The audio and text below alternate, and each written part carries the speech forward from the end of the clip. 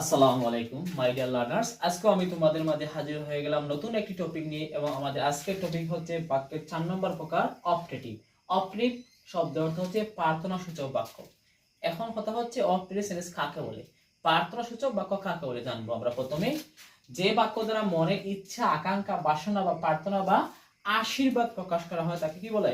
প্রার্থনাসূচক বাক্য অথবা অপটেটিভ বাক্য বলে। মানে হচ্ছে মনের ইচ্ছা, আকাঙ্ক্ষা, বাসনা, প্রার্থনা, আশীর্বাদ প্রকাশ করা হয় যে বাক্যটা তাকে বলে অপটেটিভ সেন্টেন্স। এখন আমরা জানবো গঠন কিভাবে গঠিত হয়। আমরা জানি অপটেটিভ সেন্টেন্সের গঠন করা হয় প্রার্থনার উদ্দেশ্যে কিংবা ইচ্ছা আকাঙ্ক্ষার উদ্দেশ্যে। দ্যাটস ওয়াই এই বাক্যের শুরুতে কি বসবে? মে অথবা উইশ। প্রথমে বসবে মে অথবা উইশ, দেন বসবে সাবজেক্ট, তারপর ভাব ওয়ান, তারপর বাক্যাংশ। তাহলে অপটেটিভ সেন্টেন্সটা গঠিত হয়ে যাবে। তার মানে হচ্ছে বাক্যের শুরুতে থাকবে মে অথবা উইশ এবং লাস্টে ফুল স্টপ থাকবে, সেই বাক্যের নাম হচ্ছে অপটেটিভ সেন্টেন্স। আমরা এক্সাম্পলের দিকে লক্ষ্য রাখি। মে আল্লাহ ব্লেস ইউ, আল্লাহ তোমার মঙ্গল করুন।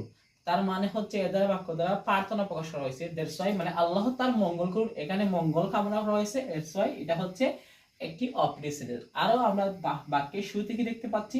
মে। তাহলে আমাদের এই স্ট্রাকচারের মেটা চলে আসছে, দেন সাবজেক্ট, দেন মূল ভাব, তারপরে বাকি অংশ। May Allah bless you. Second number sentence, wish you a happy journey, তোমার যাত্রা শুভ হোক। এখানেও দেখা গেছে আমরা যাত্রা শুভেচ্ছা আনতে জানাইছি। দ্যাটস ওয়াই এটাও হচ্ছে একটি optative sentence. Last one, long live our president, আমাদের প্রধানমন্ত্রী কি হন? দীর্ঘজীবী হন। এখানেও দেখা গেছে যে একটা কি বলা হয়েছে? প্রার্থনা করাইছে। দ্যাটস ওয়াই এটা হচ্ছে একটি অপটেটিভ সেন্টেন্স।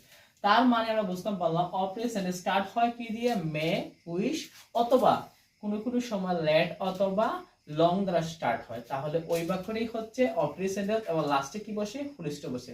That's it.